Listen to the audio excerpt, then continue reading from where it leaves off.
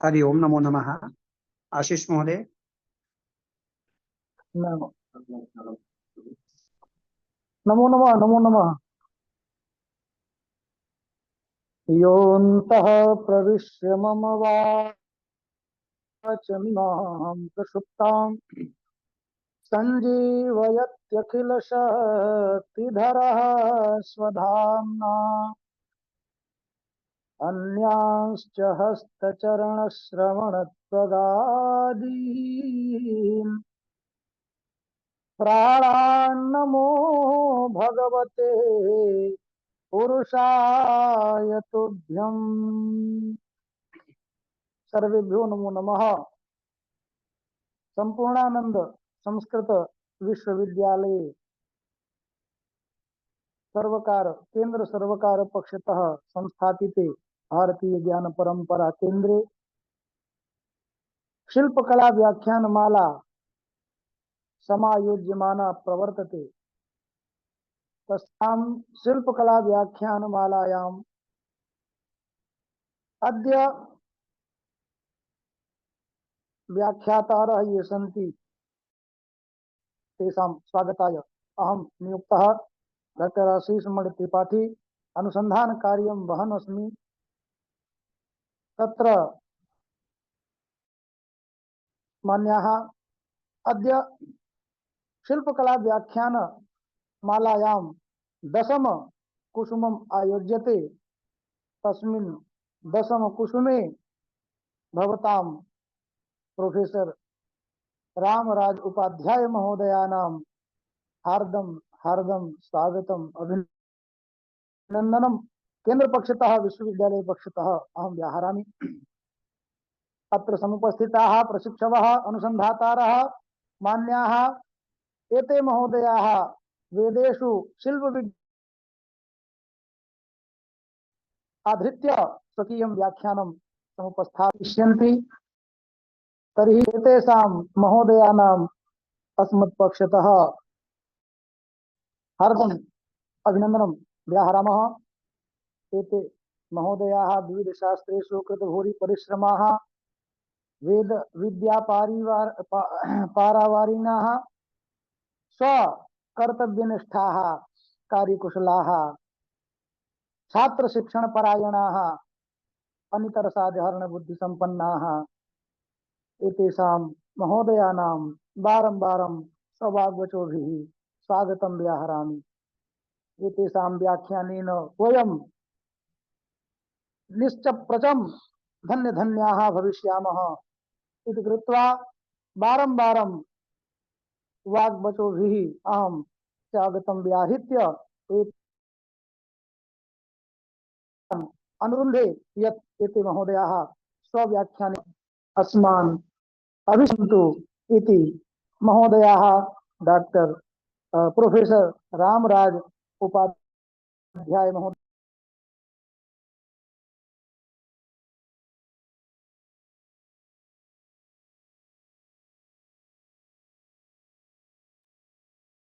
विभागे कार्यं कुर्वन्तः सन्ति।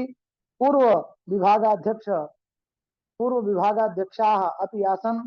तादृशानाम् एतेषां महोदयानां बारं स्वागतं व्याहृत्य अहम् एतान् महोदयान् आचार्यान् वेद विद्या मूर्तिम् अहम् आह्वये यत् ते व्याख्यानेन अस्मान् अभिषिञ्चन्तु इति। महोदयाः प्रोफेसर रामराज उपाध्याय महोदयाः, नमो नमः।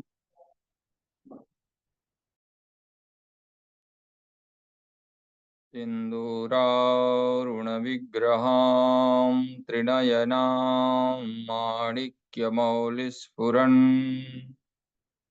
तारानायकशेखरामिस्मितमुखीमापीनवक्षोरुहाम् पाणिभ्यामलिपूर्णरत्नचषकं रक्तोत्पलबिभ्रतीम् सौम्यां रत्नघटस्थरक्तशरणां ध्यायेत् परामम्बिकाम्।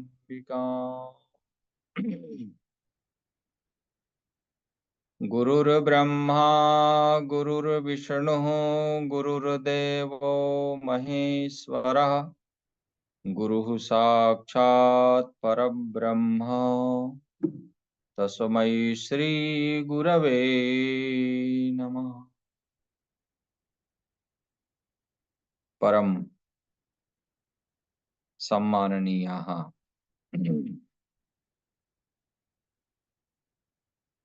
संपूर्णानंद संस्कृत विश्वविद्यालयस्य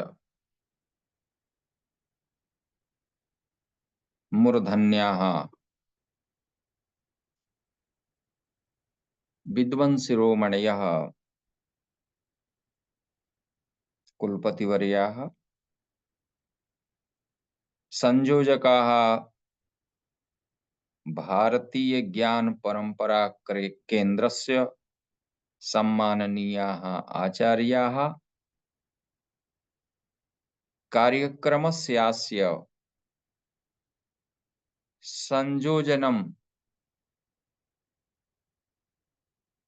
कुर्वन्ति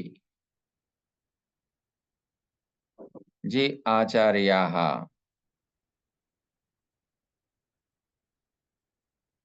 तथा च संचालनं कुर्वन्ति तेषां समेषां विद्वद्वरेण्यानाम् अभिनन्दनपूर्वकम् अस्मिन् कार्यक्रमे अन्तर्जाल माध्यमेन प्रत्यक्ष अप्रत्यक्ष रूपेण निबद्धाः सर्वे सुधीयः।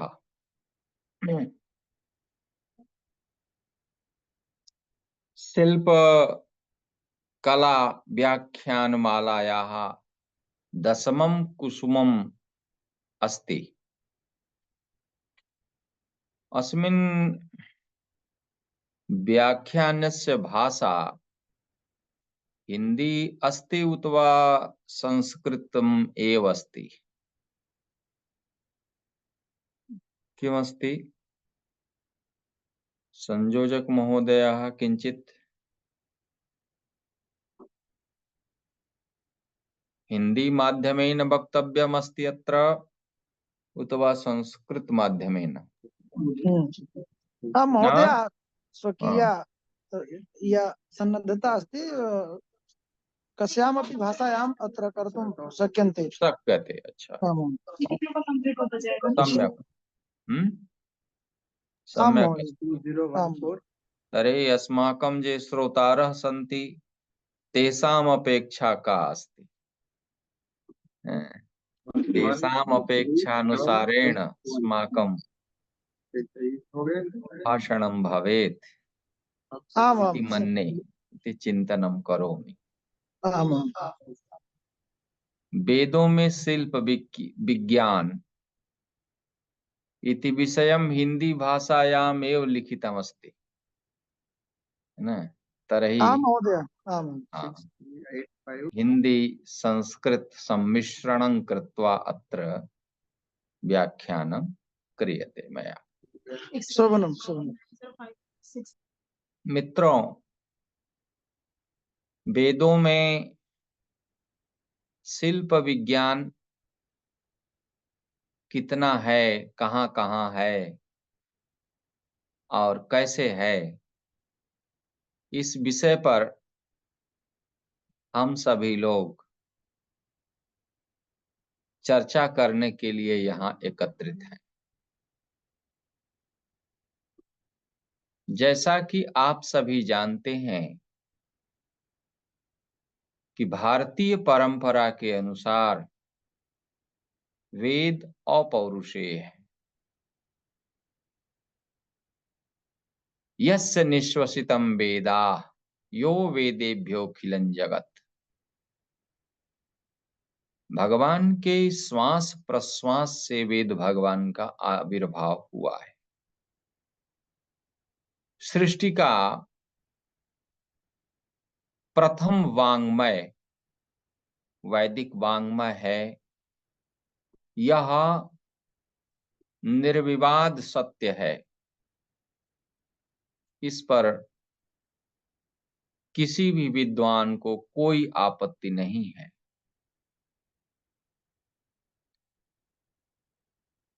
वेद शब्द विद धातु से घय प्रत्यय होकर निष्पन्न होता है और सिद्धांत कौमुदी में वेद शब्द का अर्थ प्रतिपादित करते हुए कहा गया है कि सत्तायाम विद्यते ज्ञाने वेति बिनते विचारणे विन्द्यते विन्द्यति प्राप्तौ संलुक्षणम से स्विदं क्रमात्। वेद शब्द का वहां 4 प्रकार से अर्थ किया। विद्यते सत्ताम गृह्णाति वस्तु अनेन इति वेदः। कहा कि सत्तार्थक विद धातु से घय प्रत्यय करने पर यह अर्थ बनता है, जिसके द्वारा वस्तु के यथार्थ स्वरूप का ग्रहण हो, उसे वेद कहते हैं। ज्ञानार्थक विद धातु से घय प्रत्यय करने पर वेद शब्द का अर्थ हुआ विदन्त ये भी धर्म ब्रह्मणि क्रिया ज्ञानमयम ब्रह्मवा इति वेद, जिसके द्वारा धर्म एवं ब्रह्म और क्रिया और ज्ञान या क्रिया का ज्ञान सब कुछ प्राप्त होता हो, उसे वेद कहते हैं। विचारार्थक विद धातु से अच प्रत्यय करके वेद शब्द का अर्थ होता है विनते विचारयति धर्म ब्रह्मणि क्रिया ज्ञानमयम ब्रह्मवा इति वेदः, जिसके द्वारा धर्म एवं ब्रह्म अथवा क्रिया ज्ञानमय ब्रह्म का विचार किया जाए, उसे वेद कहते हैं। और लाभार्थक विद धातु से घय प्रत्यय करने पर अर्थ बनता है विन्दते स्वरूपम लभन्ते वस्तु अनेन इति वेद, जिसके द्वारा वस्तु के यथार्थ स्वरूप की प्राप्ति हो, उसे वेद। ध्यान रखिएगा, जिस शिल्प विषय पर हम लोग आज व्याख्यान के लिए प्रस्तुत हैं, वह क्रिया ज्ञानमय है। क्रिया पर आधारित है शिल्प, लेकिन उस क्रिया का ज्ञान होना चाहिए।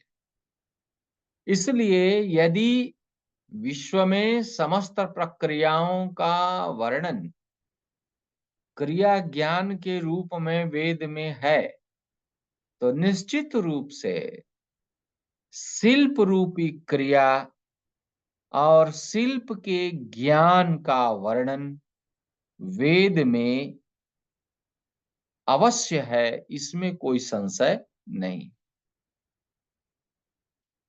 ऋग्वेद भाष्य भूमिका में वेद शब्द का अर्थ प्रतिपादित हुए कहते हैं विदन्ति जानन्ति विद्यन्ते भवन्ति विन्ते विचारयति विन्दन्ते लभन्ते सर्वे मनुष्याः सत विद्याम ऐर ईश्वा तथा विद्वांसश्च भवन्ति ते वेदाः। वेद की व्याख्या में कहते हैं कि जिसके द्वारा हम जानते हैं और वस्तु की सत्ता को पहचानते हैं, विचार करते हैं और उसे प्राप्त करते हैं। जानना वस्तु की सत्ता है या नहीं, विचार करना और उसे प्राप्त करना। एक शिल्पकार पहले किसी भी शिल्प के निर्माण के लिए इन 4 प्रक्रियाओं से होकर के गुजरता है। सबसे पहले वह किस प्रकार का शिल्प निर्मित करना है, इसके लिए वह चिंतन करता है, विचार करता है, उसके बारे में जानता है, उसकी क्रिया का अनुसंधान करता है। तत्पश्चात वह क्रिया में प्रवृत्त होता है और अंत में चतुर्थ यानी लभंते, लभंते माने प्राप्यन्ते, उसे प्राप्त कर लेता है, उसे वह सिद्ध कर लेता है। यह साधारण कर्म नहीं है, बल्कि यह विशिष्ट कर्म है। और मेरी दृष्टि में वेद के लिए जो सिद्धांत कौमुदी में सत्तायाम विद्यते ज्ञाने वेति बिनते विचारणे विन्दते विन्दति प्राप्त संलुक्षणम से स्विदम क्रमात् की बात कही गई है, उस क्रम का पूरी तरीके से समावेश शिल्प शास्त्र में होता है। लेकिन वेद की इस परिभाषा के बाद आपस्तंभ ने एक परिभाषा प्रस्तुत की, मंत्र ब्राह्मणयोर वेद नाम दे। वेद क्या है? कहा मंत्र और ब्राह्मण दोनों के भाग को हम वेद कहते हैं। ब्राह्मण जो मंत्रों संहिताओं में प्राप्त मंत्रों के विधि विनियोग की व्याख्या करते हैं, बतलाते हैं कि संहिताओं में प्राप्त जो मंत्र हैं उन मंत्रों का प्रयोग कहाँ, कैसे, कब किया जाए, ऐसे ग्रंथ का नाम है ब्राह्मण। ब्राह्मण प्रत्येक वेद के हैं, क्योंकि वहां जब विचार करते हैं कि तत्रादौ ब्रह्म परंपरया प्राप्तम वेदम, इस वेद की प्राप्ति कैसे हुई? ब्रह्म परंपरा से। ब्रह्म परंपरा क्या है? कहा ब्रह्म के द्वारा वशिष्ठ को, वशिष्ठ के द्वारा शक्ति को, शक्ति के द्वारा पराशर को और पराशर के द्वारा व्यास को। तो वहां लिखते हैं कि ब्रह्म परंपरया प्राप्तम वेदम मंदमतीन मनुष्यान विचिंत। व्यास जी विचार करते हैं कि आगे आने वाले जो व्यक्ति हैं उनमें जो स्मरण शक्ति है, ग्रंथ धारण की जो शक्ति है, वह क्षीण होती जाएगी। तत्कृपया चतुर्धा व्यस्य, इसलिए कृपा पूर्वक उन्होंने उस वेद को 4 भागों में विभक्त किया। महाभारत भी कहता है विव्यास वेदान जस्मात् स वेदव्यास। वेदव्यास कौन है? जिसने वेदों का विभाजन किया। क्यों किया? उसका कारण यहां पर स्पष्ट किया कि मंदमतिस्क जन आगे होंगे। मंदमतीन मनुष्यान विचिंत तत्कृपया चतुर्धा व्यस्य ऋग्यजु सामाथर्वाख्यान चतुरो वेदान पैलवै संपायन जैमिनी सुमंतुभ्य क्रमादुपदिदेशा। क्रमशः 4 विभाजन करके अपने 4 शिष्यों पैल, वैशंपायन, जैमिनी और सुमंतु, इन 4 शिष्यों को प्रदान किया।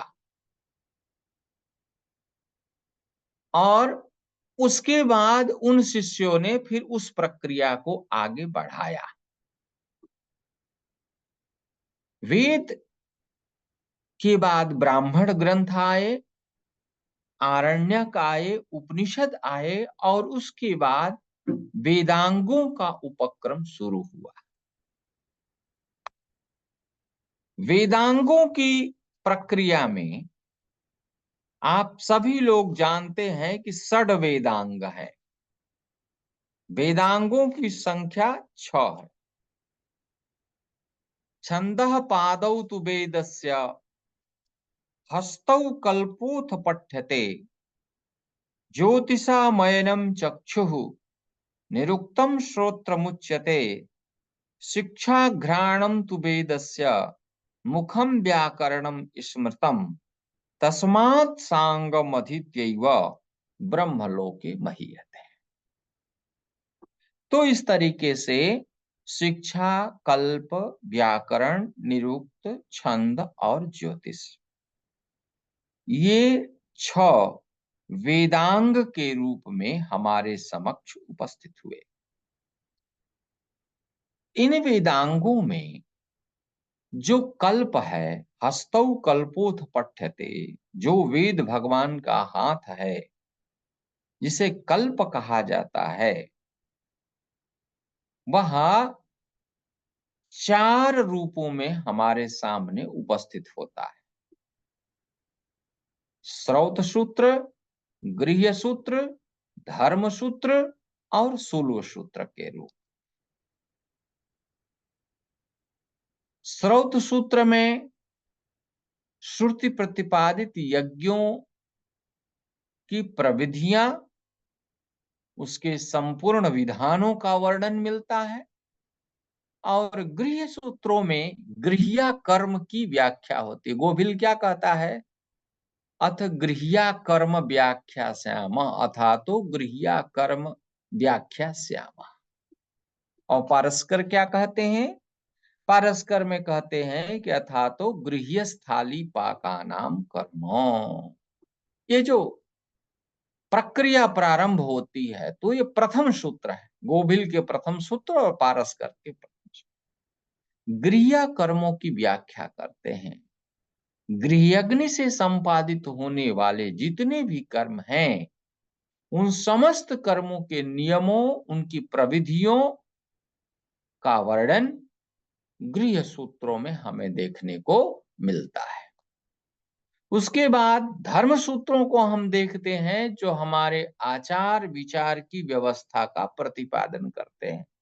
हमारा आचार, हमारा विचार किस प्रकार से हो, समाज में किस तरह हमारा आचरण हो, इन सभी विषयों का प्रतिपादन धर्मशास्त्र करता है। और शूल्व सूत्र, शूल्व सूत्र यज्ञीय कर्म कांडों के संपादन में किस प्रकार से हम वेदी का निर्माण करें, कुंड का निर्माण करें, मंडप का निर्माण करें, इन सारी चीजों को हम शूल्व सूत्रों में पाते हैं।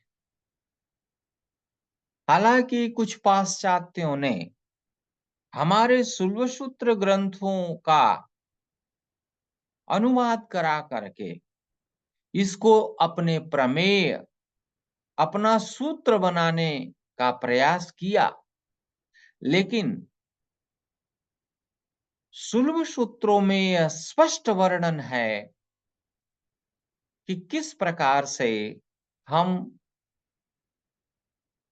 त्रयस्र कुंड बनाएंगे, चतुरस्र कुंड बनाएंगे, प्राच्या चतुष्कोण भगेंदु खंड त्रिकोण वृत्तांग भुजाम्बुजानी। ये क्या है? ये शिल्प है।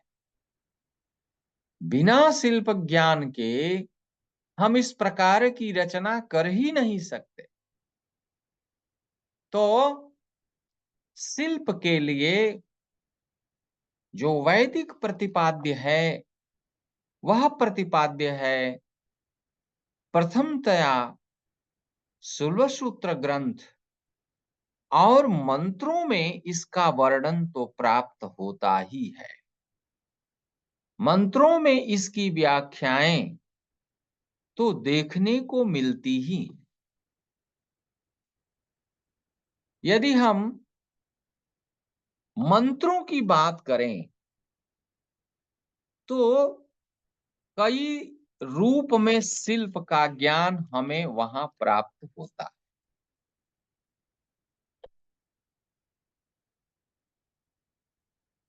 विशिष्ट रूप से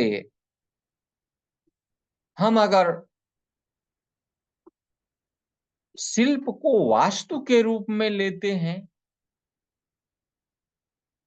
तो उसके रूप में भी हमें ऋग्वेद और अथर्ववेद में स्थापत्य कला के संबंध में जो मंत्र मिलते हैं, उन मंत्रों से ये पता चलता है कि वेदों की जो शिल्प व्यवस्था है वह व्यवस्था अत्यंत प्रशस्त है और प्रगाढ़ है।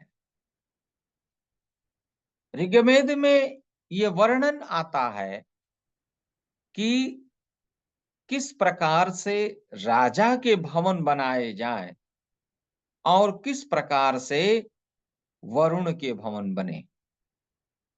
राजानो ध्रुवे सदस्य उत्तमे सहस्त्रसूण आसते, ऋग्वेद 2:41-5। राजद्वार या सभा गृह के लिए मंत्र में सदस्य शब्द आया है और सदस्यस्पति मंत्र भी है। तो सदस्य शब्द का प्रयोग वहां पर हमें प्राप्त होता है मंत्रों के माध्यम से। सहस्त्र स्थूणम शब्द का भी प्रयोग मिलता है। सहस्त्र स्थूणम का मतलब हो गया 1000 खंभे वाले घर। तो जो हम कहते हैं कि जो शिल्प विज्ञान हमारा जो आज का ही खंभों के ऊपर घर बनाने की व्यवस्था की बात करता है, वह बात वेदों में पहले से प्राप्त है। क्योंकि वेदों की जो व्यवस्था है उसमें यज्ञ मंडपादि निर्माण की व्यवस्था जब आती है तो उन सारी प्रक्रियाओं का अवलोकन वहां पर स्वतः विषय की सिद्धि करता है।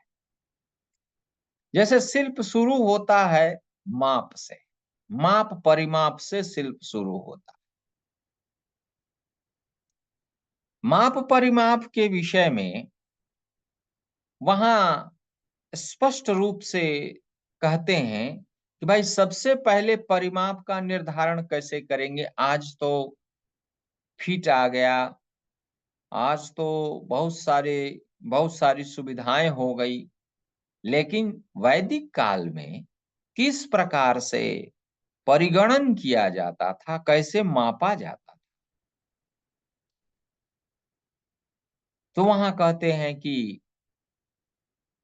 उसके परिगणन की व्यवस्था थी कि कृतोर्ध बाहो समभूगतस्य करतुः सरांसः प्रबदोच्छ्रितस्य यो वा सहस्तोऽस्यजिनांश कोऽपि स्यादंगुलम तत्तदिभांस काजे यवो यूका च लिक्षा च बालाग्रम चैव मादयः कृतमुष्टिः करो रत्निः अरत्निः अकनिष्ठिका।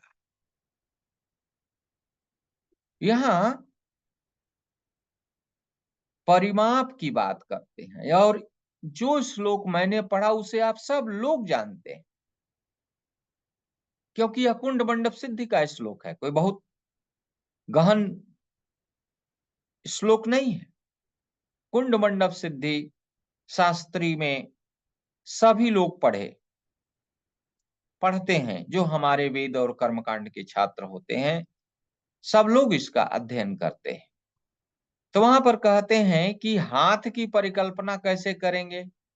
कहा कृतोर्ध बाहो समभूगतस्य, समान भूमि पर खड़े होकर के अपने बाहु को ऊर्ध्व किया जाए, उठाया जाए और उसका सारांश निकाला जाए। सारांशः, सारांशः यानी पंचमांशः, उसका पांचवा हिस्सा निकाला जाए। जो पांचवा हिस्सा होगा वह हाथ कहलाएगा। यो वा सहस्तो, जो होगा वह हाथ कहलाएगा। अस्य जिनांश कोपी और इस हाथ का जो जिनांश होगा, जिनांश माने 24वां अंश बटा 24। तो हाथ का 24वां अंश जो होगा वह क्या होगा? अंगुल होगा। इसीलिए एक हाथ में कितना अंगुल होता है? 24 अंगुल होता है, क्योंकि कर्ता के हाथ से अंगुल का निर्धारण होगा। और जब अंगुल का निर्धारण हो जाएगा तो स्याद अंगुलम तत्तद भांस काजे, उनके उनके इभ अंश को निकालेंगे। तत् तद इभ अंश का जे, है ना? उनके उनके इभ अंश को निकालेंगे। इभांश माने अष्टमांश। अंगुल का 8वां अंश निकालेंगे, 8वां भाग निकालेंगे तो क्या होगा? यव होगा। उसका 8वां भाग यू का होगा, उसका 8वां भाग लिच्छा होगा, उसका 8वां भाग बालाग्र होगा। तो इस प्रकार से हम हाथ से लेकर के बालाग्र तक की गणना हम हाथ से ही कर लेंगे। इसके लिए हमको बहुत विशिष्ट यंत्र की आवश्यकता नहीं है। अकृत मुष्टि करो रत्नी, मुष्टि बना करके अगर नाप करेंगे तो वह क्या हो जाएगा? रत्नी वाला हाथ हो जाएगा। रत्नी ही अकनिष्ठिका, है ना? तो इस प्रकार से 21 अंगुल का रत्नी हाथ प्रायः कहा जाता है और 22.5 अंगुल का अरत्नी संज्ञक हाथ होता है। आदित्य पुराण में इस बात को कहा कि जलांतरगते भानौ यत् सूक्ष्मं दृश्यते रजः प्रथमं तत् प्रमाणानां त्रसरेणुं प्रचक्षते त्रसरेणुस्तु विज्ञेयो जे अष्टौ स्युः परमाणवः त्रसरेण्वस्तु ते हि अष्टौ रथरेणुस्तु स्मृता। वहां रश्मियों का भी परिमाण आकलित किया गया है और रथ रेणु तक की बात की गई है। त्रसरेणु, रसरेणु, रथ रेणु, इन सब मापक अंकों की बात की गई है, मापकांकों की बात की गई है। ये सब हमारे मापकांक है। कोई भी चीज बनाना हो तो शिल्प का आधार क्या होगा, इसको मैंने वेद शब्द की परिभाषा के साथ लेकर के आप लोगों के समक्ष प्रस्तुत किया है। और यहाँ जो मापक है या मापक यंत्र है उसका कैसे निर्माण हुआ, इसके बारे में भी हम लोगों ने स्पष्ट रूप से जाना कि हम हाथ का निर्माण यव युका लिच्छा बालाग्र रथ रेणु तक की भूमि की जो मापन प्रक्रिया है, उस प्रक्रिया को हम लोग संपादित कर सकते हैं। स्रोत सूत्रों में इन सारी बातों को, सुलभ सूत्रों में इन सारी बातों को स्पष्ट रूप से प्रतिपादित किया गया है। अब कुंड और मंडप के निर्माण की बात कर लीजिए, क्योंकि उसी से आगे की प्रक्रिया शुरू होती है। तो सबसे पहले वहां जो निर्देश किया गया वह निर्देश बड़ा ही उपयोगी है और समस्त प्रक्रियाओं में उपलब्ध होता है। जैसे वहां यह वर्णन करते हैं कि ज्ञात्वा पूर्वम धरित्री दहन खननम संप्लावनई संविशोध्य। सबसे पहले क्या करना चाहिए, इसको देखने के लिए वहां स्पष्ट करते हैं कि सबसे पहले क्या हो। सबसे पहले कहते हैं कि ज्ञात्वा पूर्वम धरित्री। अब शिल्प का निर्माण हमें करना है, शिल्प कार्य करना है। मान लीजिए भवन बनाना है, मान लीजिए हमें कुंड बनाना है, मान लीजिए मंडप बनाना है, तो प्रथम विचार हमें क्या करना है, इस विचार का संप्रेषण वहां से शुरू करते हैं। ज्ञात्वा पूर्वम धरित्री, पहले धरित्री का ज्ञान करना, भूमि का परीक्षण करना। आज भी अगर कहीं बहुत बड़ा भवन बनाना हो, कहीं कुछ करना हो, तो सर्वप्रथम इसी पर विचार किया जाता है कि भूमि की स्थिति क्या है, कितने फीट तक की भूमि दृढ़ है, कहां तक अच्छी है, कहां उसके बाद की भूमि दलदल युक्त तो नहीं है, क्या है, ये सब सारे विचार किए जाते हैं। इसकी जो प्रथम आइडिया या इसका जो प्रथम विचार देने वाला जो हमारा शुल्ब सूत्र है, उसमें यह प्रतिपादित किया गया कि ज्ञात्वा पूर्वम धरित्रीम, पहले आपको भूमि पर अगर कोई चीज निर्माण करनी है तो पहले भूमि का ज्ञान करो। अब भूमि के ज्ञान के लिए आजकल विविध साधन उपलब्ध हैं, लेकिन प्राचीन काल में भी, वैदिक काल में भी उसी तरीके से भूमि का ज्ञान विविध विचारों के ऊपर आधारित था और उसको कहते हैं कि ज्ञात्वा पूर्वम धरित्रीम, भूमि का ज्ञान कर लिया मंडप बनाने के लिए, दहन खननम संप्लावनई संविशोध्य, दहन किया, उसको जलाया, उसके बाद खनन किया, खनन मतलब उसको कोड़ना, उसके बाद संप्लावनई, उसमें जल भर देना, और उसके बाद संविशोध्य, उसमें कुछ खरपतवार जो हों, जो अनिष्ट सामग्रियां हैं, जो अनुचित सामग्रियां हैं, उन सारी सामग्रियों को निकाल ले, बाहर निकाल। ये 4 प्रकार दिया मंडप बनाने के लिए। अब आप कहेंगे कि अगर वास्तु करना है तो वास्तु में क्या करेंगे? घर निर्माण के लिए, घर निर्माण के लिए भी यही प्रक्रिया करें। मंडप निर्माण की प्रक्रिया का पालन गृह निर्माण में भी होगा, वास्तु निर्माण में भी होगा। सबसे पहले धरित्री का ज्ञान होगा कि भूमि कैसी है, इस भूमि पर घर बनाया जाए या नहीं बनाया जाए, भवन निर्माण किया जाए या नहीं किया जाए। और जब यह निश्चय हो जाए कि नहीं, यह भूमि बनाने के योग्य है, तो उस पर घर का निर्माण करेंगे।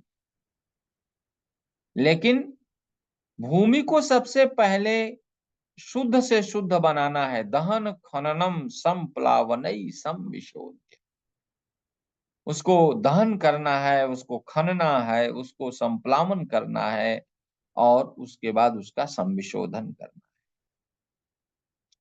पश्चात कृत्वा समानाम मुकुर जठरवद वाचयित्वा द्विजेन्द्रैः पुण्याहम कुर्म शेषौ क्षितिमपि कुसुमाद्यै समाराध्य शुद्धे वारे तिथ्याम च कुर्यात् सुरपतिक कुभः साधनम मंडपार्थम। मंडप के लिए इन्होंने यह बताया कि भूमि का शोधन करके और उसके बाद मुकुरवत भूमि को बना करके, दर्पण के समान भूमि को एकदम समतल बना करके, कूर्म शेष पृथ्वी, इनकी वहां पर पूजा की जाए, पुण्याहवाचन किया जाए, और उसके बाद क्या किया जाए? कहा दिक् साधन किया जाए। सुरपति का कुभा साधनम मंडपा, ककुप साधन किया जाए। ककोप साधन का मतलब दिशा साधन, क्योंकि बिना दिशा साधन के यदि हम कोई कार्य करेंगे तो वह उचित नहीं होगा, इसलिए दिक् साधन का विधान किया। तो दिक् साधन के लिए कहा कि भाई ठीक है, दिक् साधन के लिए तो सूर्य से ही हम गणना करेंगे। सूर्य पूर्व में उदय होते हैं, इसलिए वहां से दिक् साधन का विधान करेंगे। लेकिन उसको कैसे हम दिक् साधन में लाएंगे, क्योंकि आजकल जैसे आज की स्थिति है तो भाई कद कोई रात दिन काम चलता है। अब जहां रात दिन काम चलेगा वहां रात में दिक् साधन कैसे होगा। अच्छा, भूमि की परीक्षा की बात पंचरात्र में भी आई है, अन्य बहुत सारे ग्रंथों में आई है, और वहां पर उन्होंने, आजकल तो बड़े नए नए यंत्र आ गए हैं, लेकिन प्राचीन काल वैदिक काल में कैसे भूमि का शोधन होता था, वहां लिखते हैं ततो भूमिम परीक्षेत वास्तु ज्ञान विशारदः।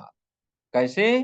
का स्फुटिता च ससल्या च बल्मीका रोहिणी तथा। स्फुट आकार की भूमि है, या ससल्या है, या बल्मीक की है, दूरतः परिवर्ज्या भू, इस प्रकार की जो भूमि है वो दूरतः परिवर्ज्य है, उसको दूर से ही छोड़ देना चाहिए। वहां कारण दिए कर्तुः आयु धनापा, करने वाले की आयु और धन का वो अपहरण कर लेती है, माने क्षय करती है। अब आप इसको दूसरे कंटेस्ट में भी विचार कर सकते हैं कि करने वाले की आयु कम हो जाती है या उसका धन जो है वो न्यून होने लगता।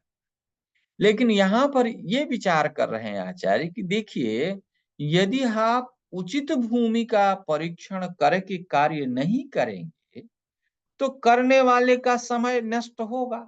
2 साल, साल भर आपने समय लगाया, तो और उस समय का अगर कोई औचित्य नहीं है या उसका कोई फल नहीं मिल रहा है, तो ये क्या है?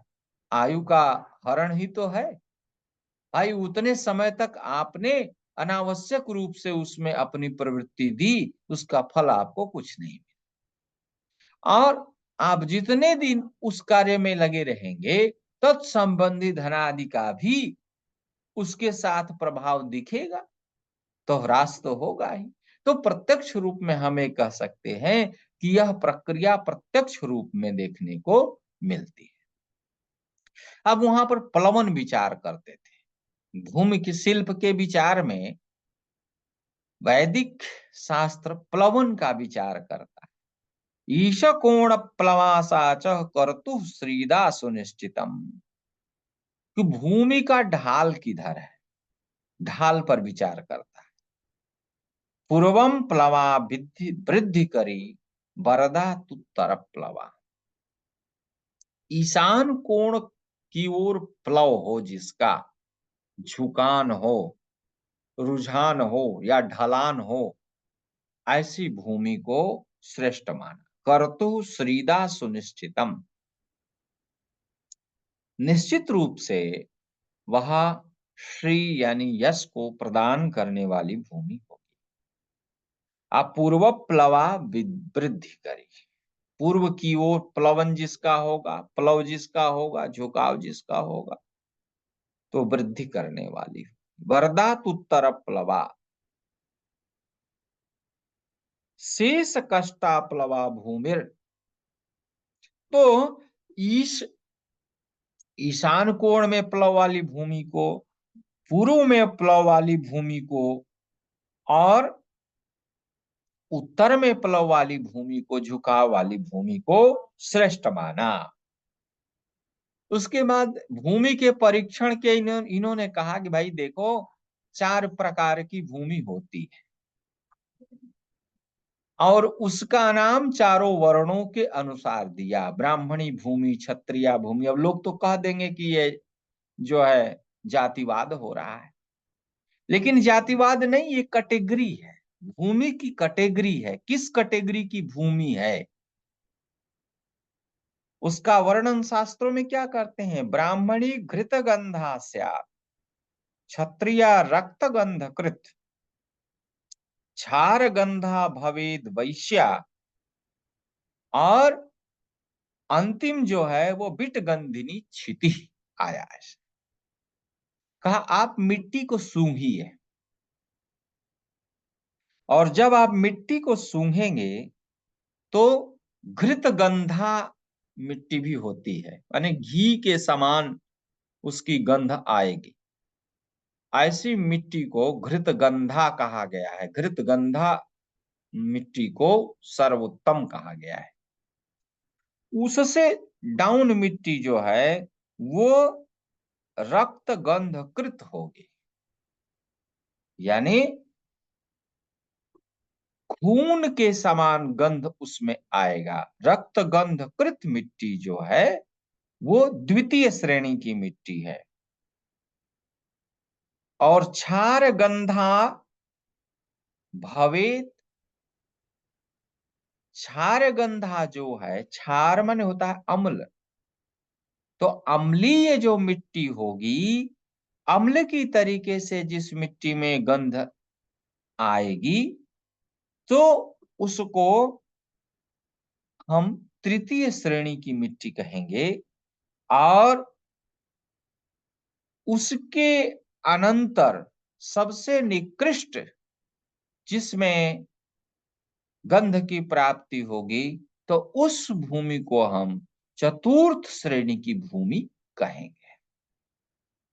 तो इस प्रकार से इन्होंने कहा कि देखो ये ज्ञात्वा पर विचार हो गया, उसको पहले जान लो और उसके बाद फिर अब क्रिया आपको शुरू करना है? क्रिया शुरू करना है कि अब हमें करना क्या है।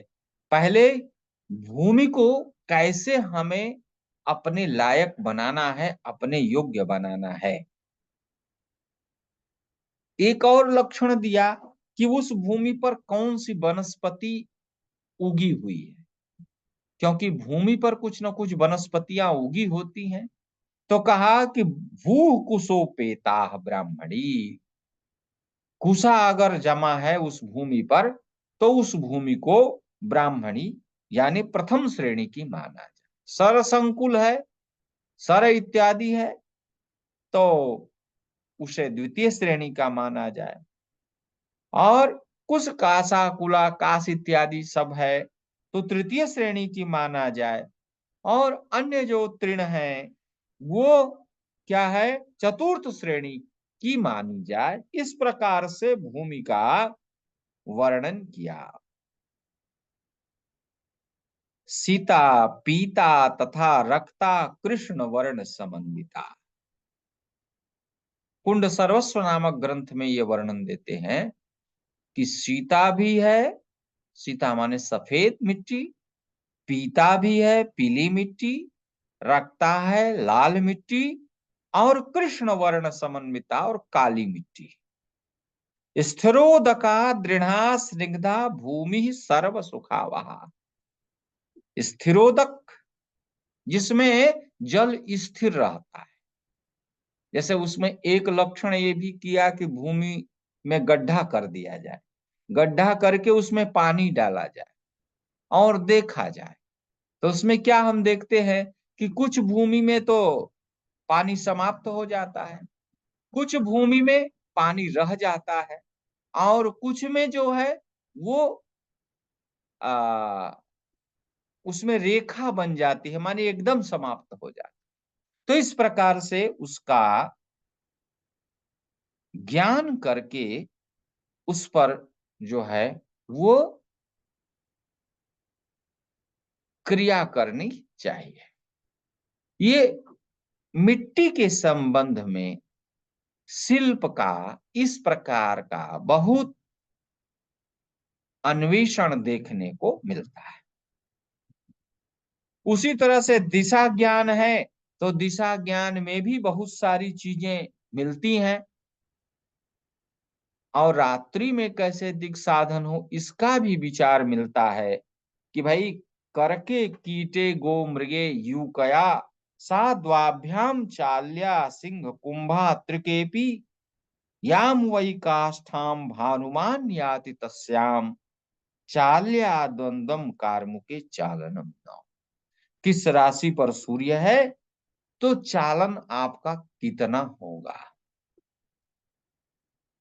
और उस चालन के हिसाब से आप रात्रि में भी दिक् साधन कर सकते हैं, दिन में भी दिक् साधन कर सकते। रात्रि में दिक् साधन के लिए निशिवाश्रमणोदये दिगेन्द्री गुरुभस्योदयने थबन्निभस्य, तारों को आधार बनाया। श्रवण नक्षत्र का जहां पर उदय हो, या पुष्य नक्षत्र का उदय हो, या कृतिका नक्षत्र का उदय हो, वहां पूर्व जानना। और इस प्रकार से नक्षत्रों के आधार पर दिक् साधन का विधान है। या चित्राम विद्वैवाम स्वाति अन्ययापि शलाकया तिर्यक स्थानांतर चिन्हातु दिमूले सात स्फुटेन्द्र दिक्। ऐन्द्र दिक् यानी पूर्व दिशा। पूर्व दिशा का साधन यदि हम कर लेते हैं तो हमसे साधन कर।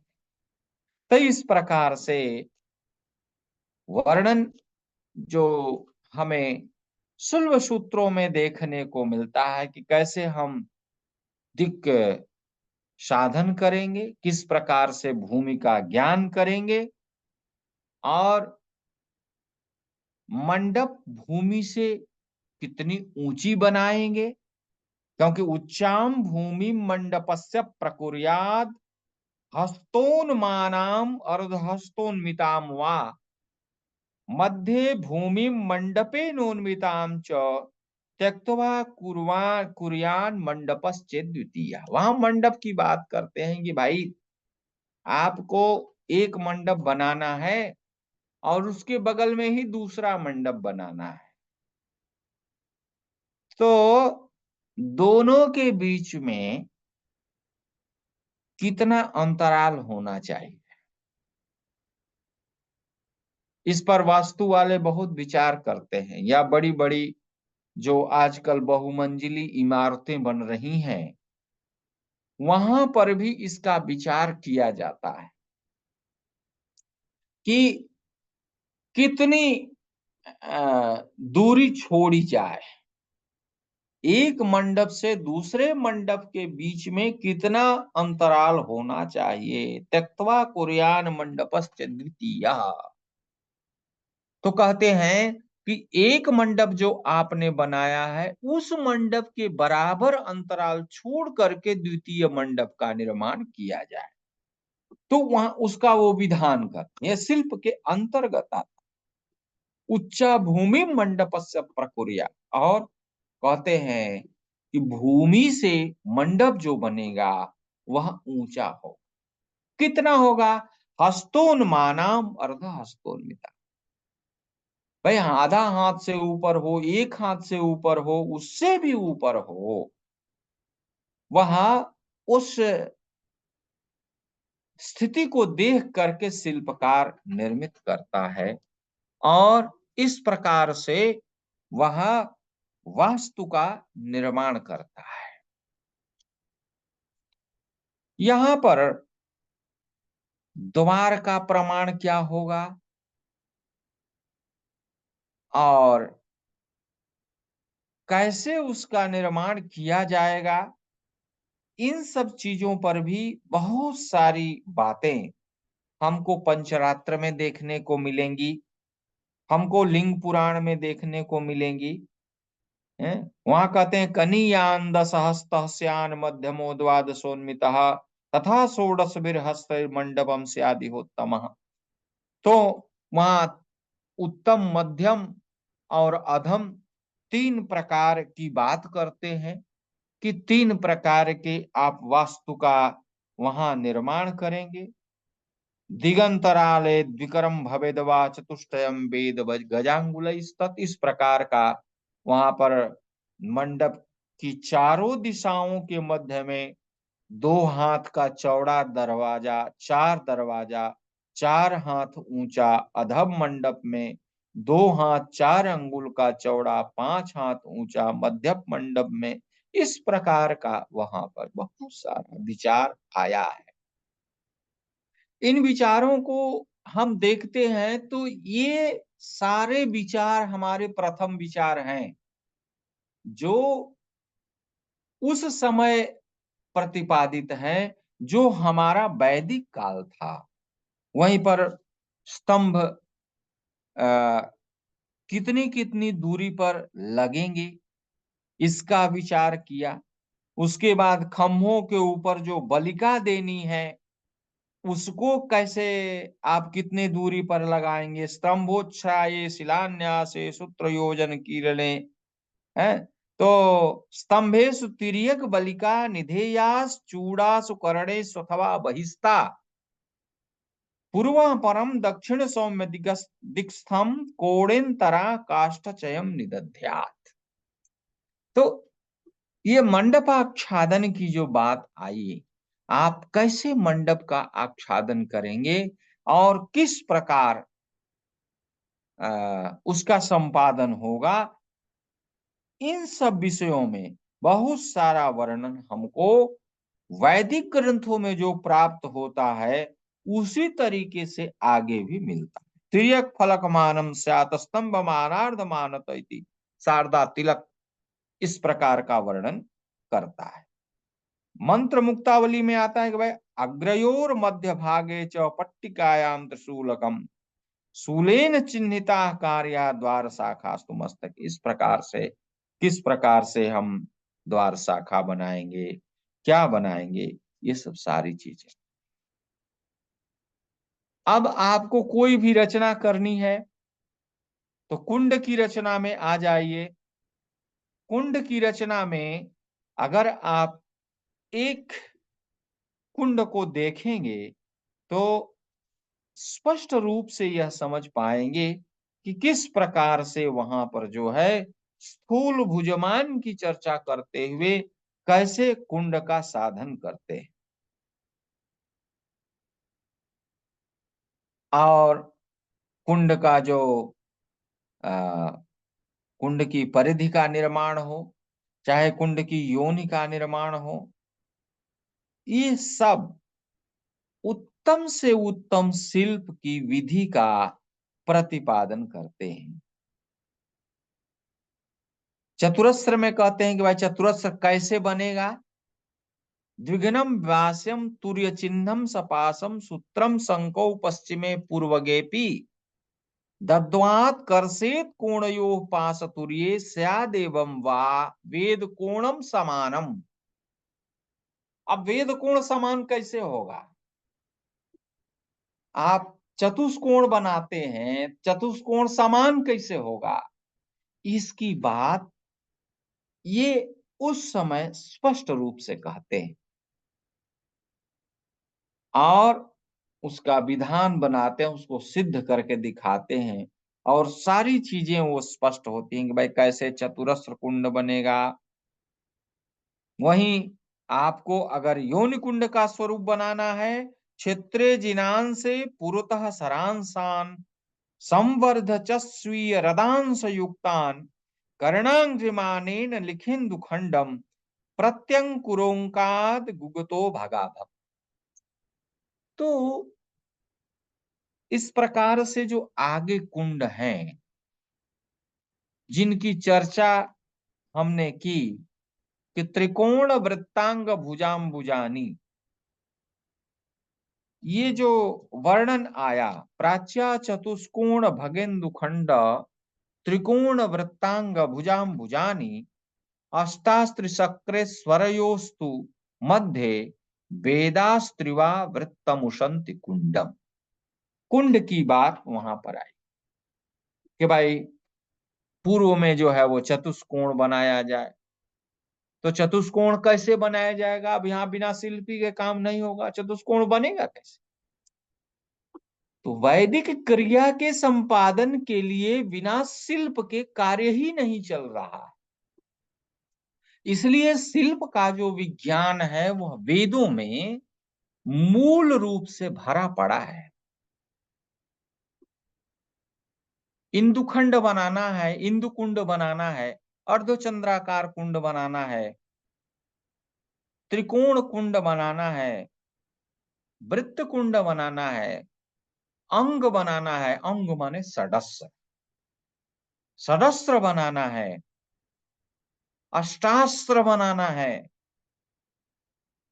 तो इन सब की प्रक्रियाओं में हमें शिल्प का ज्ञान होना चाहिए। बिना शिल्प के यह निर्मित नहीं हो सकता।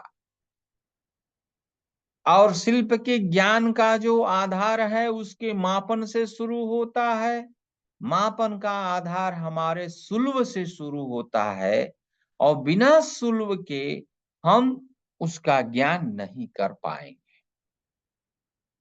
तो इसलिए चाहे वो मंडप की बात हो, चाहे वो कुंड की बात हो, उन सभी जगहों पर हमें उसको देखना पड़ेगा। और ये सारा ज्ञान वेदों से हमें प्राप्त होता है। अब वेदों में यह भी वर्णन है कि बृहन बृहद अगर घर बन विशाल परिमाण का घर बनाना हो तब क्या करेंगे? बृहंतम मानम वरुण स्वधाव सहस्त्र द्वारम जगमा गृहंते। ऋग्वेद का मंत्र है ये। सहस्त्र द्वारम जगमा गृहंते, सहस्त्र 1000 दरवाजे का घर आपको बनाना हो तो 1000 घर के दरवाजे का जो घर होगा वो विशाल परिमाण वाला घर भी शिल्प के अंतर्गत आएगा। शिल्प विज्ञान का नियम उसमें लागू होगा। ऋग्वेद में त्रिधातु माने त्रिमंजिले त्रिभूमिक भवन का उल्लेख, तीन मंजिला। और भवन की विशेषता क्या बतलाई गई है कि भद्र, सुखद और अनातुरम। अनातुरम को कहा किसी प्रकार के रोगाणु से रहित घर ऐसा होना चाहिए जो सुखकारी हो और किसी प्रकार के रोगाणु से रहित हो। यद भद्रम यद अनातुरम। अच्छा घर कौन होता है? जो अनातुर घर है। अनातुर माने जो आतुर न कर दे, व्यक्ति को विचलित न कर दे, विकलित न कर दे, घर ऐसा होना चाहिए। त्रिधातु यद वरुथ्यम। इंद्र त्रिधातु शरणम त्रिवरूथम स्वस्तिमत छर्दिर यच्छ मगवद्भ्यः। यहाँ पर सुखद तिमंजिले भवन की बात की जा रही है और ऋग्वेद में इस मंत्र के माध्यम से यह प्रार्थना की जा रही। अब आज आप कहेंगे कि साहब आज तो कोई घर बनता है तो बिना लोहे के प्रयोग के बनता नहीं। लेकिन प्राचीन काल का जो वास्तु है या प्राचीन काल में जो गृह निर्माण होता था, जब सीमेंट भी नहीं था तो खाली चूने से बनाया हुआ जो घर होता था वह घर भी कितना दृढ़ होता था और कितना सुखद होता। आज के बनाए घर में एसी के अभाव में ग्रीष्म काल में कष्ट होगा, लेकिन प्राचीन काल में जो कच्चे के घर बनाए जाते थे या मोटी दीवालों वाले जो खली चूनों से चून के माध्यम से जो छोटी छोटी ईंटों के द्वारा जिन दीवालों की रचना की जाती थी वो घर कैसे होते थे? यद भद्रम यद अनातुरम। वो अनातुर वाले उन घरों में अपने आप ठंडक रहती थी। ठंडी में गर्मी रहती थी, गर्मी में ठंडी रहती। तो लोहे का प्रयोग आया कि नहीं? लोहे के प्रयोग के संदर्भ में वहां आता है ऋग्वेद और अथर्ववेद के कई मंत्र हमें प्राप्त होते हैं। पुरा कृणध्वम आयसीर धृष्टाः, अथर्ववेद। अथर्ववेद कहता है कि आयसीर धृष्टाः, आयसी, आयस कहते हैं लोहे को, लोहे का प्रयोग घरों में होता है। इंद्र ने असुरों के लोहे के किलों को नष्ट किया, ऐसा वर्णन वहां पर मिलता है। आयसीर धृष्टा हत्वी दस्यून पुर आयसीर नितारीत, ऋग्वेद का मंत्र है कि उसमें अग्नि से ये प्रार्थना की गई कि 100 लोहे की नगरी प्रदान करें, लोहे का प्रयोग भवन में हो। इसकी बात वेदों में हमें देखने को मिलती। अब कहते हैं कि पत्थरों के भवन के संदर्भ में वैदिक काल में विचार है कि नहीं है, तो इसका भी वर्णन हमें ऋग्वेद में प्राप्त होता है। ऋग्वेद में वर्णन है कि पत्थर के बड़े नगर बनाए जाते थे और इंद्र ने ऐसे 100 पत्थर के नगर भक्त दिवोदास को प्रदान किया था। दिवोदास का संबंध इंद्र से है। ऋग्वेद इसमें कहता है कि शतमसमन्मयी नाम पुरा मिंद्रो व्यासियात, असमन पत्थरों का प्रयोग, भवनों में पत्थरों का प्रयोग, भवनों में लोहे का प्रयोग इत्यादि के बारे में वेदों में पूर्णतया विचार मिलता है। अब आज एक और प्रश्न खड़ा होता है कि भाई एयर कंडीशन के बारे में क्या कहना,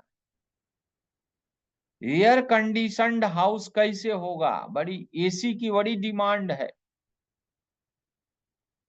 तो वैदिक काल में अथर्ववेद और यजुर्वेद में वातानुकूलित भवन को निर्मित करने की बात कही गई है।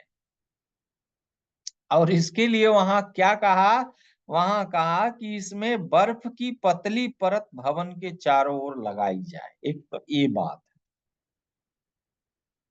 दूसरी बात ये कही गई कि बड़े बड़े तालाबों के बीच में ऐसा भवन बनाया जाए,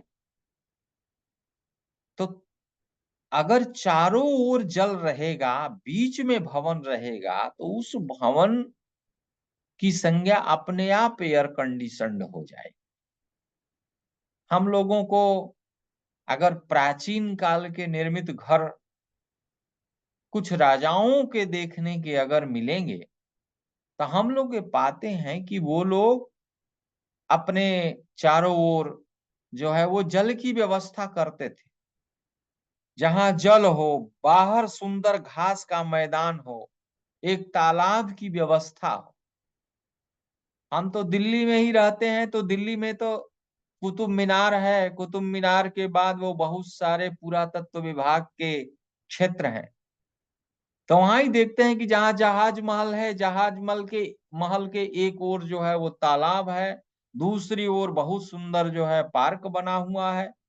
तो इस प्रकार से वहां यह बताया गया कि बहुत सुंदर घास का मैदान हो और तालाब हो या तालाब के बीच में भवन बना हो, ऐसे भवन वातानुकूलित भवन की श्रेणी में आते।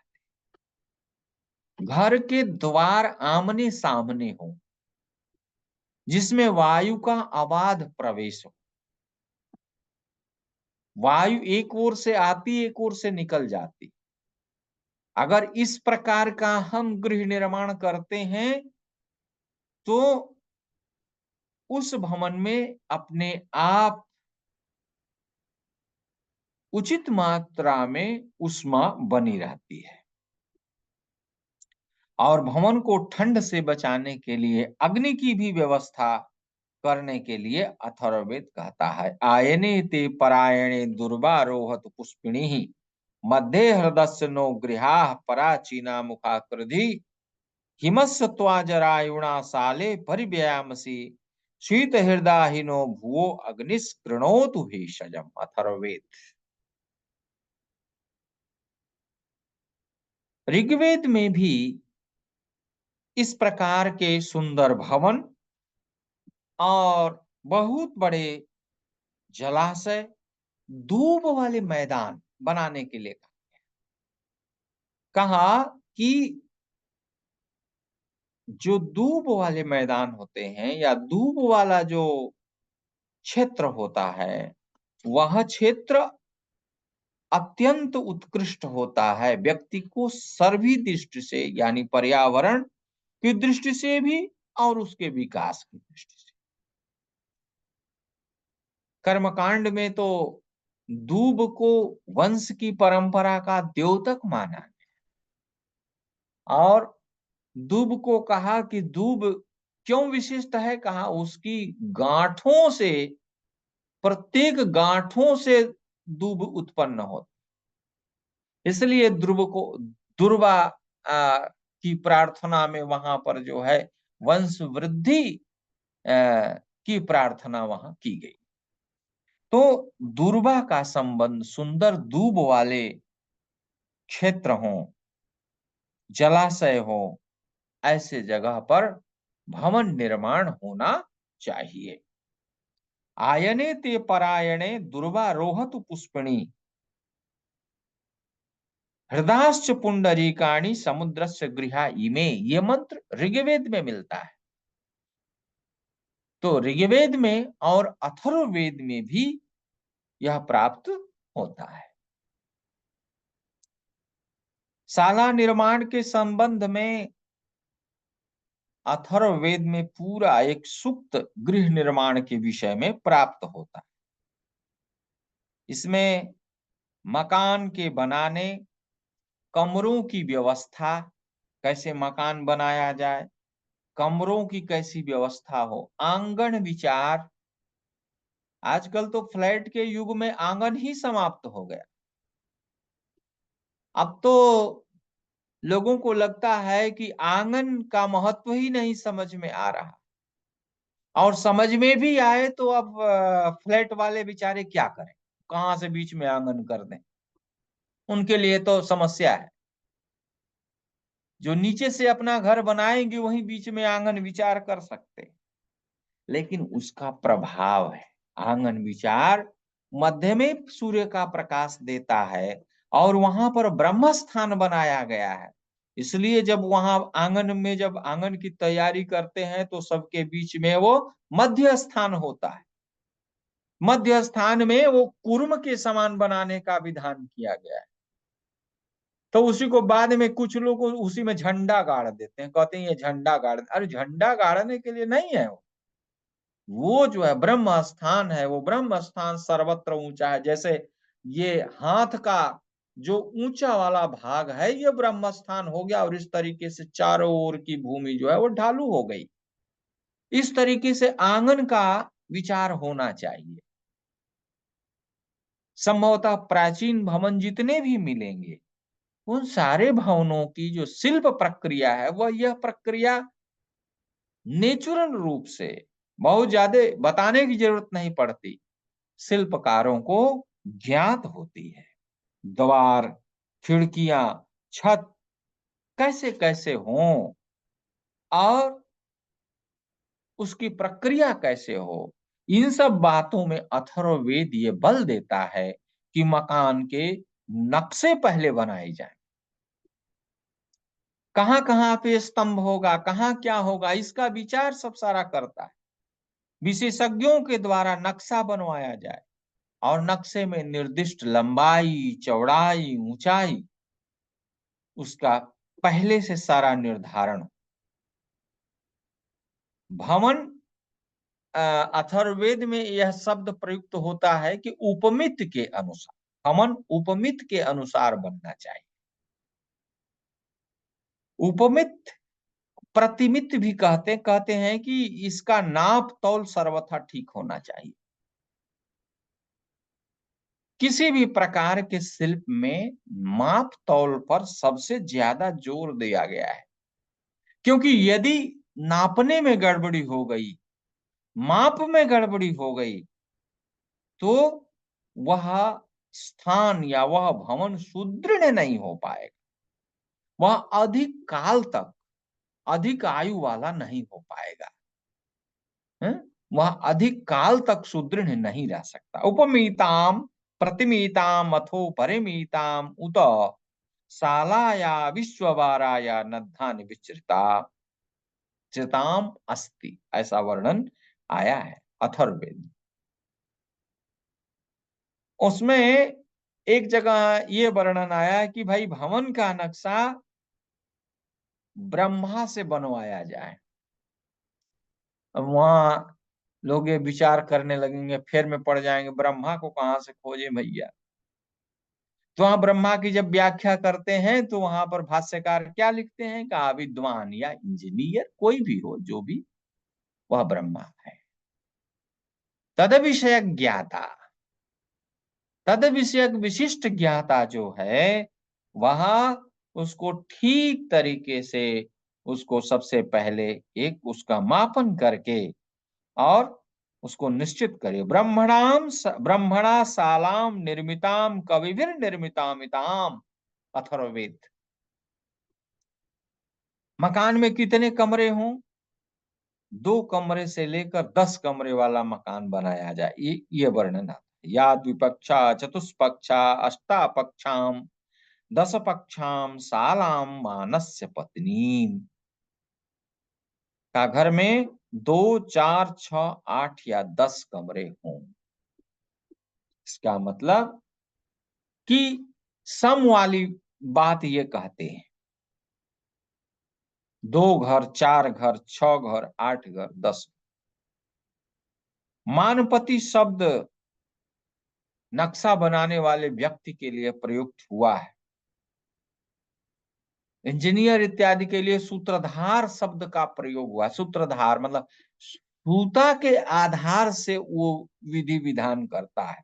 तो शिल्प जो है मानपति और सूत्रधार पर चलता है।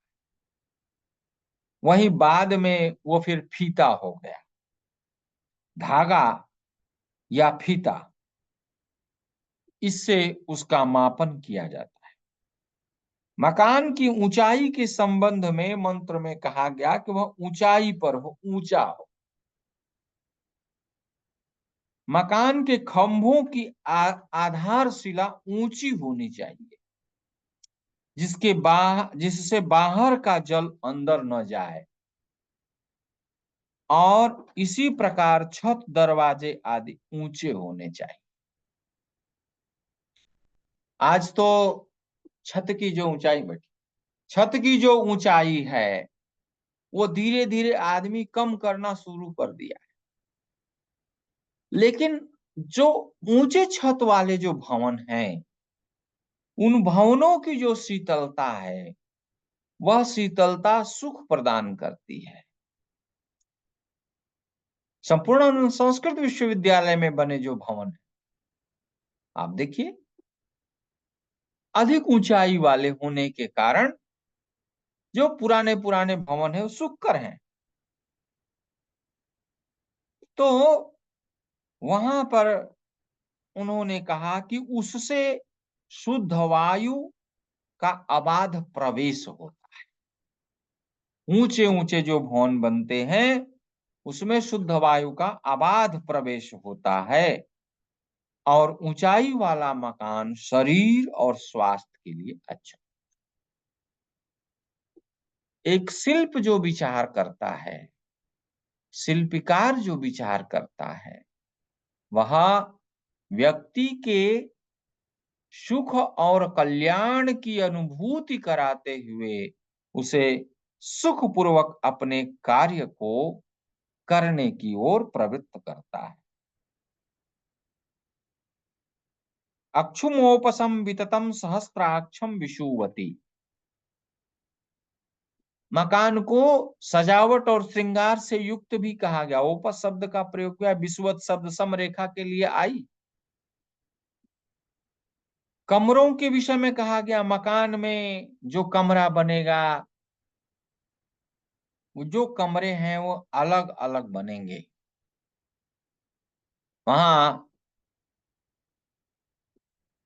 स्पष्ट करते हैं मुहूर्त चिंतामणि में जो वास्तु प्रकरण है, उसमें स्पष्ट रूप से करते हैं स्नान पाग शयनासन, कहाँ स्नान घर होगा, कहाँ पाक होगा, कहाँ शयन घर होगा, कहाँ क्या होगा, सब सारी चीजें। तो वो सारा विधान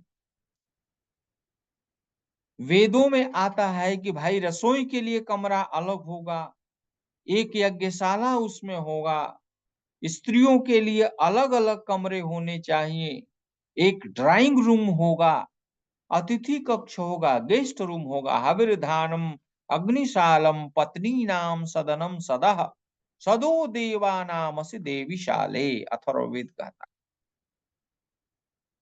हविर्धान शब्द का वहां पर आचार्यों ने यह व्याख्या किया है कि भाई हविर्धान जो है वह राशन इत्यादि रखने का कमरा है। अन्न जो भोजन के लिए प्रयुक्त गेहूं चावल दालें इत्यादि हैं, उसके लिए कमरा प्रयुक्त किया कि वह होना चाहिए।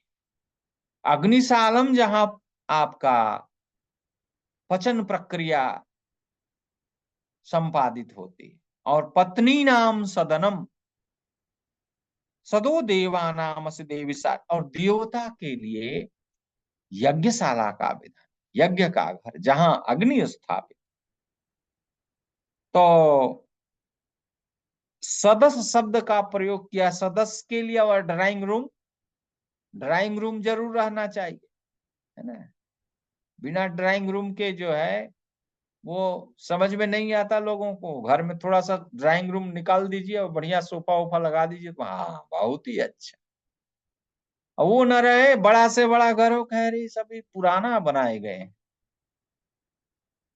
अंतराम द्यांच पृथ्वींच यद व्यचः तत्कृणवे हमुदरम सेव दिभ्यः। कई मंजिले मकान का भी उल्लेख वेदों में प्राप्त होता है। खंभों के लिए कहा गया है कि खंभे कैसे होने चाहिए, कहा कि हथिनी के पैर की तरह मजबूत खंभे होने। पिलर्स की बात करते हैं। कोई कहेगा ना कि वहां पिलर नहीं है, पिलर कहाँ है कि नहीं, वेद का पिलर भी है।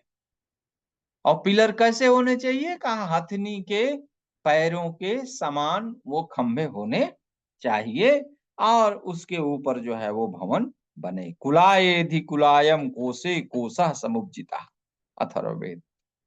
मकान में अग्नि और जल की सुंदर व्यवस्था होनी चाहिए। और बहुत सारी चीजें जो है यहाँ पर बतलाई गई मकान के संदर्भ। वज्रलेप की बात आई है।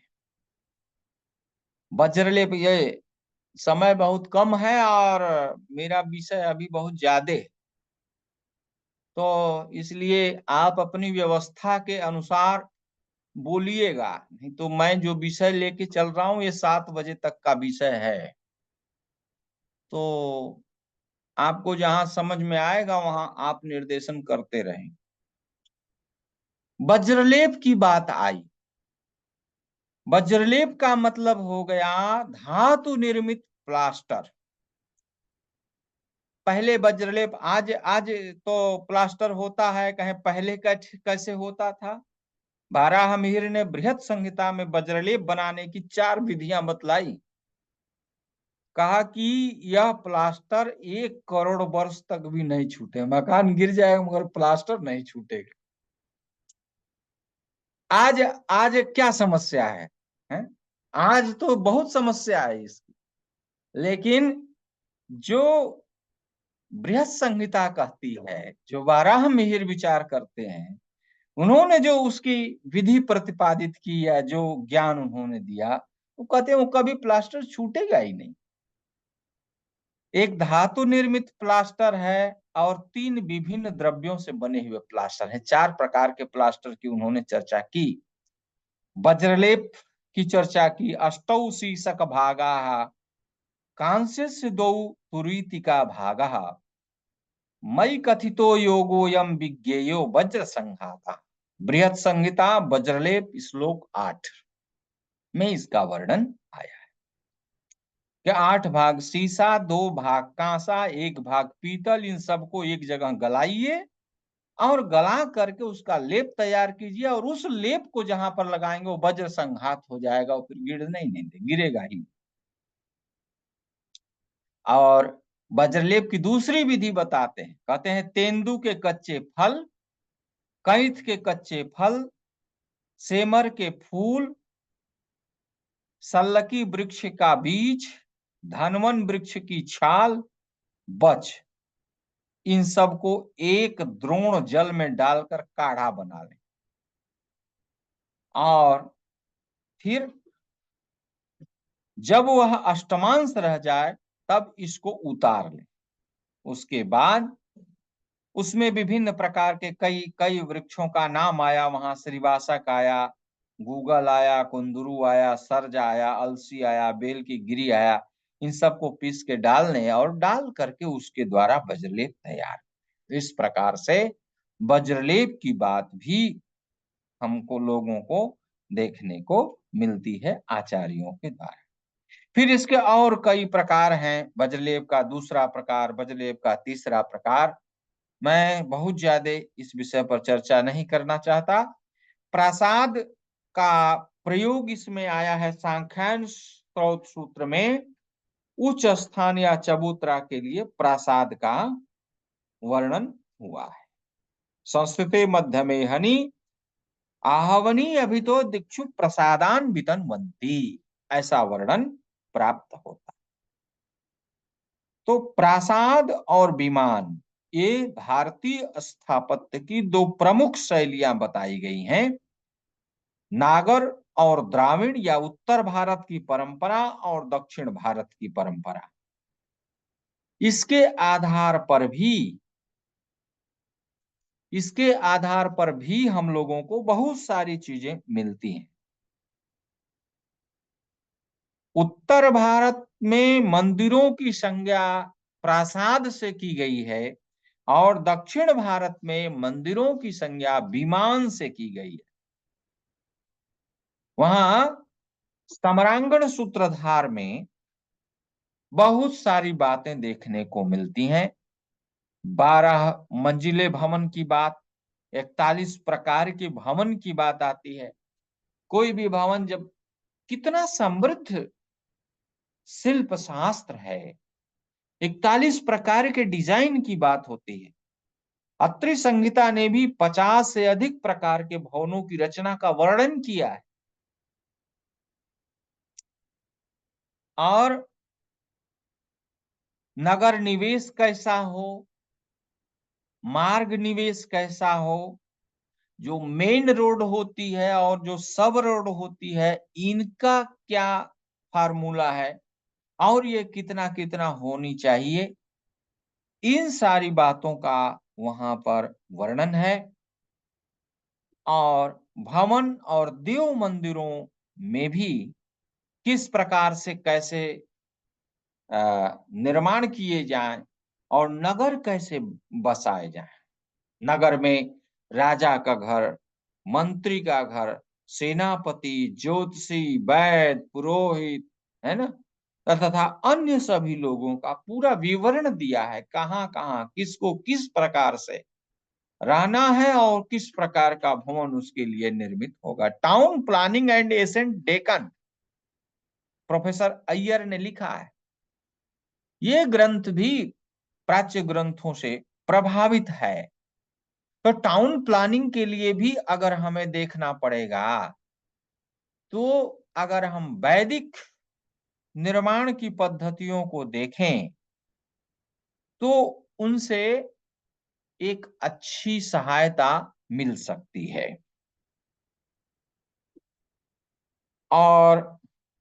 और भी इस संबंध में, अभी तो प्रासाद केवल एकांग हुआ, विमान की व्यवस्था, अस्त्र शस्त्र की व्यवस्था, ये सारी व्यवस्थाएं शिल्प के अंतर्गत आती हैं कि किस प्रकार से विमान की रचना हो, और विमान का वर्णन हमारे मंत्रों में मिलता है। आप सभी लोग जानते हैं, रजसो विमान, रजसो विमानम रथम, ये ऋग्वेद का मंत्र है।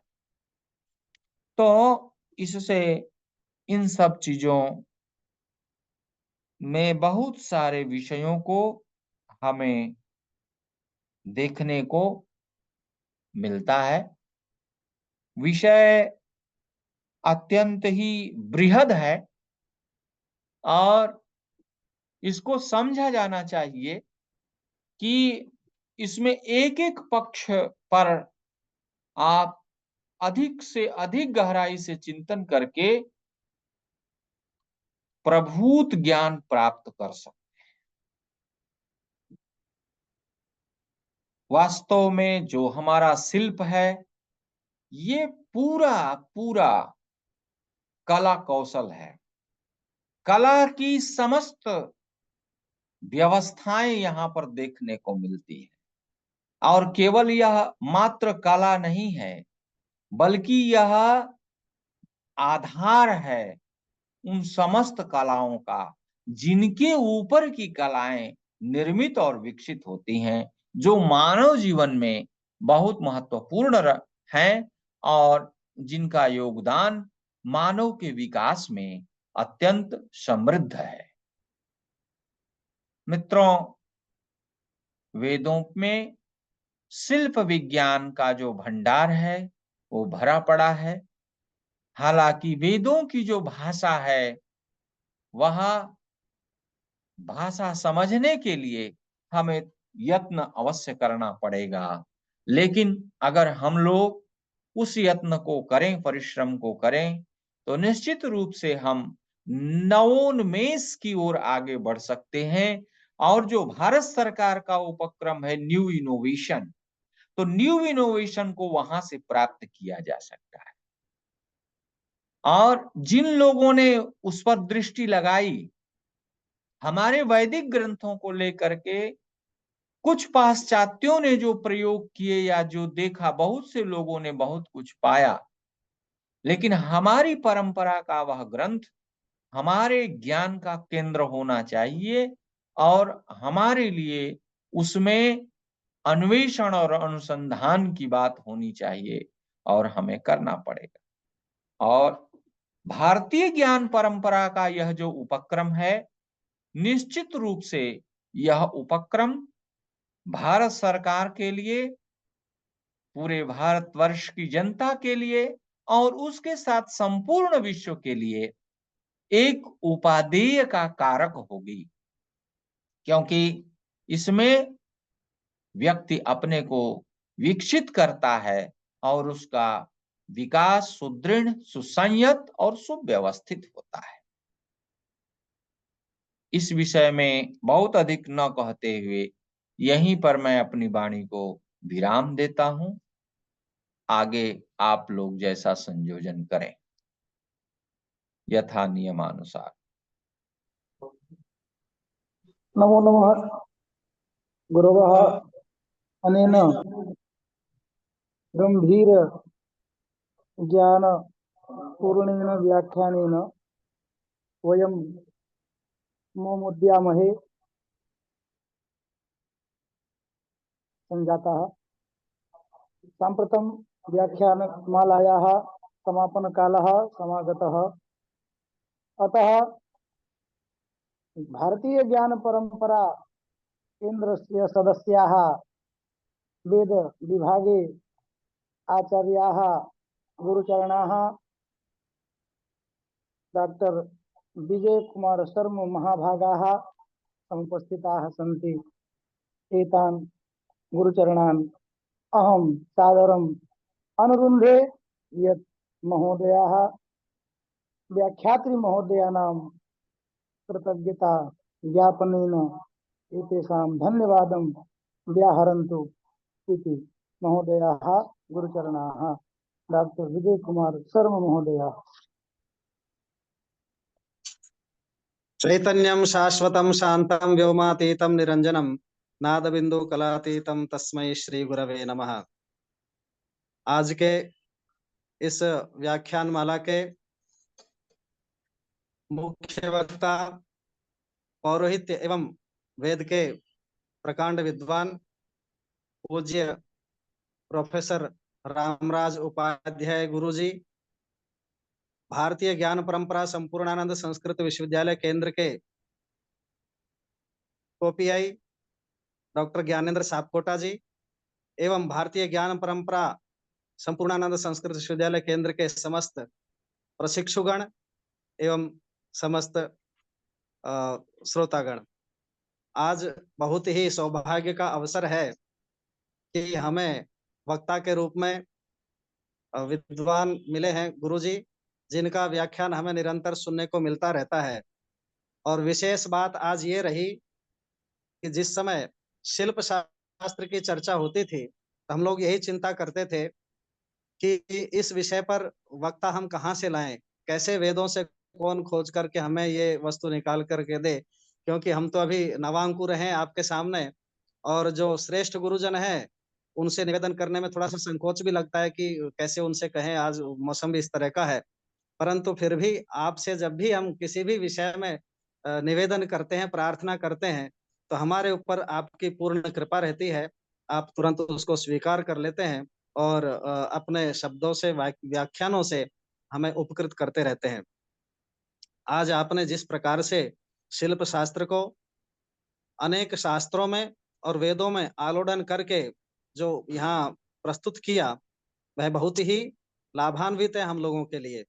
विशेष रूप से संपूर्णानंद संस्कृत विश्वविद्यालय में भारतीय ज्ञान परंपरा का यह जो केंद्र है, यह वर्तमान में जितने भी शासन के द्वारा केंद्र स्थापित किए गए हैं, उनमें डॉक्टर ज्ञानेंद्र सापकोटा जी के नेतृत्व में यह केंद्र निरंतर अग्रसर है और नए नए विषयों को अनुसंधान कर रहा है, नए नए विषयों को प्रतिपादन कर रहा है। व्याख्यानों के अतिरिक्त शिल्प शास्त्रों में कि अनेक विषयों पर पुस्तकों का भी संपादन यहाँ पर करने का प्रयास किया जा रहा है। साथ ही ऐसी जो पांडुलिपियां हैं जिनमें शिल्प से संबंधित या 64 कलाओं से संबंधित जो भी विषय वस्तु हैं, उनको भी, उनका भी संकलन करके और इस केंद्र के द्वारा ये महान कार्य किया जा रहा है। मैं संपूर्णानंद संस्कृत विश्वविद्यालय एवं भारतीय ज्ञान परंपरा केंद्र की ओर से आप गुरुजी को सादर धन्यवाद ज्ञापित करता हूं कि आपने इस हम तो लोग तो वाराणसी में है, वाराणसी में जो इस समय शीतलहर चल रही है, तो दिल्ली में तो इससे भी अधिक शीतलहर चल रही होगी। ऐसी परिस्थिति में भी आपने अपना अमूल्य समय देकर के हम लोगों को कृतार्थ किया है। इसके लिए मैं आपके श्री चरणों में कोटिशः नमन करता हूँ, वंदन करता हूँ।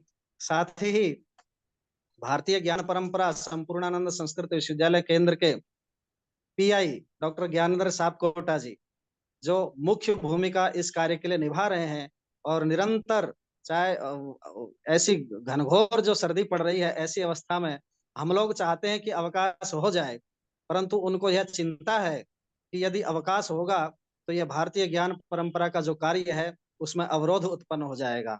उसमें जो कार्य निरंतर प्रगति की ओर चल रहा है उसमें कहीं अवनति न हो जाए, इसलिए वह निरंतर अपना संपूर्ण समय दे करके और समस्त प्रशिक्षुओं के साथ दिन भर कार्य में लगे हुए हैं।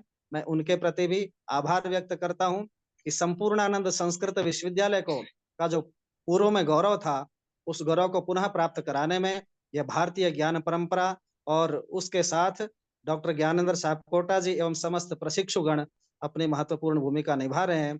मैं सभी को इस महत्वपूर्ण कार्य के लिए अपनी ओर से और संपूर्णानंद संस्कृत विश्वविद्यालय की ओर से सादर आभार प्रकट करता हूँ। सभी के प्रति अपना धन्यवाद ज्ञापन करता हूँ। सभी को नमस्कार, धन्यवाद। गुरु जी के चरणों में पुनः एक बार अपनी प्रणति निवेदित करते हुए अपनी वाणी को विराम लेता हूँ।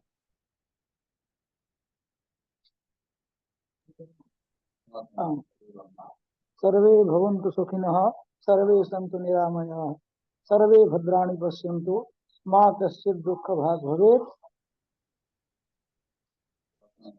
शांति शांति शांति। जी प्रणाम गुरु जी। हाँ। गुरु जी प्रणाम। मैं बहुत ज्ञानेंद्र बढ़िया, सापकोटा अति नमस्कार उत्तम। कर।